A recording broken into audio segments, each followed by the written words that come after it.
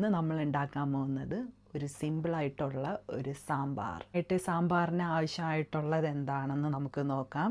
ഞാനിവിടെ frozen vegetables ആണ് എടുത്തിരിക്കുന്നത്. സാമ്പാർ പരിപ്പ്, turmeric, chilli powder, coriander powder, sambar masala. Sambar പരിപ്പ് വേവിക്കാൻ വേണ്ടി ഞാൻ കുക്കറാണ് എടുത്തിട്ടുള്ളത്. അപ്പോൾ കുക്കറിലോട്ട് കഴുകി വെച്ച് സാമ്പാർ പരിപ്പ് നമുക്ക് ആഡ് ചെയ്ത് കൊടുക്കാം. ഞാൻ 1 ഗ്ലാസ് വെള്ളമാണ് എടുത്തിട്ടുള്ളത്. ടർമറിക് പൗഡർ നമുക്ക് ആഡ് ചെയ്ത് കൊടുക്കാം. 1 ടീസ്പൂൺ സോൾട്ടാണ് എടുത്തിട്ടുള്ളത്. മിക്സ് ചെയ്ത് കൊടുക്കാം. കുക്കർ അടച്ചു വെച്ച് വേവിക്കാം. നമുക്ക് എണ്ണ കടായിലോട്ട് ഒഴിച്ചു കൊടുക്കാം. ഈ വെജിറ്റബിൾസ് ഇട്ട് കൊടുക്കാം. Turmeric powder, chilli powder, coriander powder, sambar powder മൂപ്പിച്ചെടുക്കണം.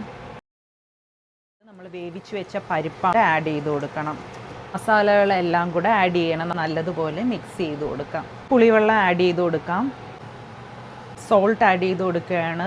1 ഗ്ലാസ് വെള്ളവും കൂടെ ആഡ് ചെയ്ത് കൊടുക്കാം. വെളുത്തുള്ളി ചതച്ച് ഇതിലോട്ട് ആഡ് ചെയ്ത് കൊടുക്കാം. കായപ്പൊടിയും കൂടെ നമുക്ക് ആഡ് ചെയ്ത് കൊടുക്കാം.